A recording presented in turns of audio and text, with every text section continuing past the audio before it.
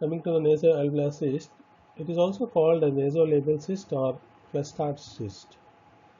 It arises from the junction of globular process, the lateral nasal process, and the maxillary processes as a result of proliferation of entrapped epithelium along the fusion line.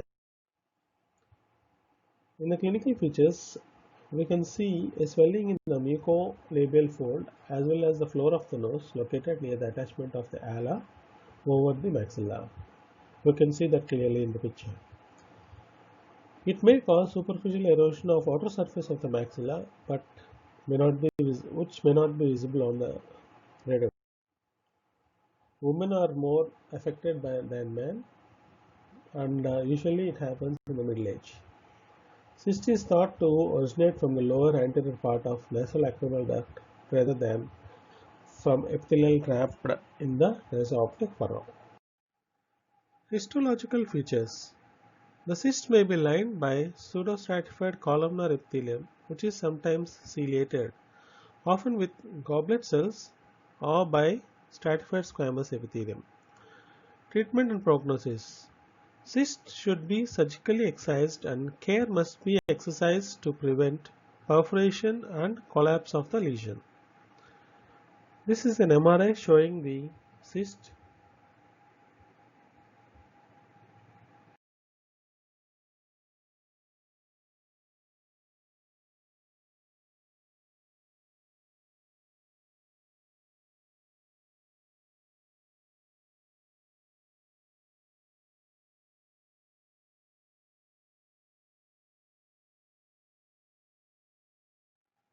Next, we have the thyroglossal duct cyst. It is rare and may occasionally cause a benign midline neck mass. Thyroglossal duct cysts result from the dilatation of a remnant at the site where primitive thyroid descended from its origin at the base of the tongue to its permanent location, which is low in the neck. Failure of closure and obliteration of this tract predisposes to thyroglossal cyst formation. It often occurs before 20 years, but also found in older population. Clinical features are classical. Presence with a palpable asymptomatic midline neck mass at or below the level of hyoid.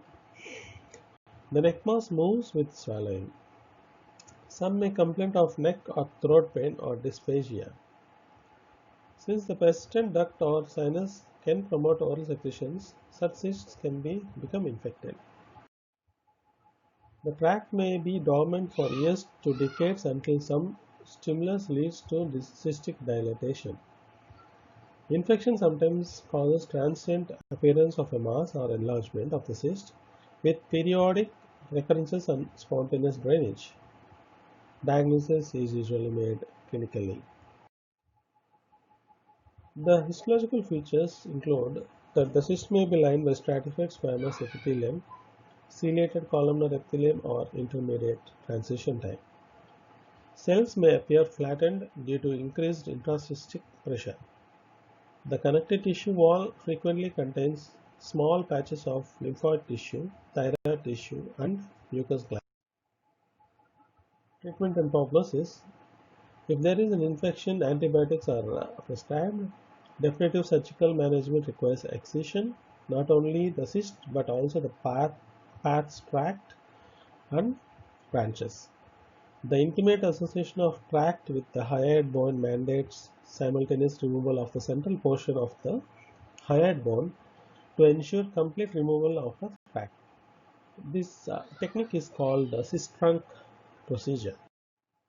Recurrence may occur if there is skin involvement and if an intraoperative cyst rupture takes place. Before the thyroglossal cysts are excised, it is important to demonstrate that normal functioning thyroid tissue is in its usual location. Thyroid scans and thyroid function studies are ordered preoperatively. Epidermoid inclusion cyst or epidermal cyst, or simply the epidermoid cyst or epithelial cyst or keratin cyst. It is as a result of implantation of epidermal elements and its subsequent cystic transformation. Etiology. They may form by the sequestration and implantation of epidermal rest during embryonic period, occlusion of the pilosebaceous unit, or iatrogenic or surgical implantation of epithelium into the jaw mesenchyme. Clinical features. The epidermal cysts are indolent in nature, slow to progress, and remains asymptomatic until or unless secondary infected. These may occur in any time of the life, but they are most common in third and fourth decades of life. Discharge of a foul-smelling cheese-like material is common complaint. If inflamed or infected, may become painful or tender. When located orally, the cysts can cause difficulty in feeding, swallowing, or even speaking. They appear as firm, round, mobile, flesh-colored to yellow or white subcutaneous nodules of variable size. A central pore or punctum is rarely found. In the oral cavity, it may occur on the buccal mucosa, under the tongue, and even the uvula. Syndromes which have epidermoid cysts as a part of their features: Gardner syndrome, basal cell Nevus syndrome, Pachyonychia congenita. Histological features. The cystic lining is comprised of stratified squamous epithelium with glandular differentiation and is filled with desquamated keratin disposed in a laminar pattern. Dystrophic calcification and reactive foreign body reaction are also seen associated with the cystic capsule. Pigmented epidermoid cysts may demonstrate melanin pigment in the wall and a keratin mass. A surrounding infiltrate of melanocytes and melanophrages may also be observed. Treatment and prognosis. Surgical removal seems to be the mainstay in the management protocol. Dermoid cyst. It is a hematomatous tumor-like lesion containing multiple sebaceous glands and almost all skin adnexa, which may contain substances such as nails, dental or cartilage-like and bone-like structures.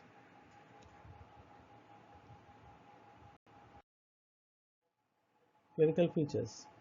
Dermoid cysts occur mostly in the face, neck or scalp. When on head, dermoid cysts are often adherent to periosteum. The usual diameter of lesion is 1 to 4 cm. In many patients, dermoid cysts occur on the floor of the mouth or else. Histological features.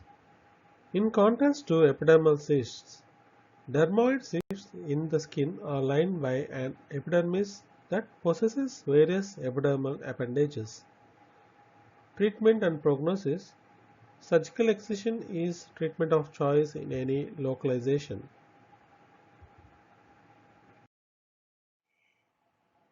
Branchial cyst. Failure of fusion of the arches can leave embryological remnants in the neck that can give rise to branchial cysts. By far, the commonest is the second branchial arch cyst, which is visible externally at the anterior border of sternocleidomastoid muscle, just below the angle of the mandible. Genuine branchial cysts are opposed to lymphoepithelial cysts arising in the lymph nodes at the similar site, extend deeply, sometimes between the branches of carotid or even as far as the pharynx, the embryological path of the second arch cleft. Sometimes the cysts open to the skin and are then known as branchial clefts. They are lined by non-keratinizing squamous epithelium and often have lymphoid tissue in their body. Heterotrophic oral coming to our last cyst, heterotrophic oral gastrointestinal cyst, foregut cyst or retropharyngeal cyst. Cysts lined by gastric or intestinal mucosa occurring in the oral cavity, in the tongue, or in the floor of the mouth, probably from misplaced embryonal rests. Clinical features found in patients at any age, majority have been infants or young children. Male predilection is seen and the cyst presents as a small nodule entirely within the body of the tongue, either anterior or posterior, or in the floor of the mouth, in the neck, or adjacent to the submaxillary gland. It may be asymptomatic or may cause difficulty in eating or speaking. Histological features include that the cyst is usually lined partly by stratified epithelium and partly by gastric mucosa, similar to that found in the body and fundus of the stomach, with both parietal and sheath cells. Sometimes intestinal epithelium is found, including Paneth, goblet, and Argentaffin cells. Treatment and prognosis include surgical excision is the treatment of choice.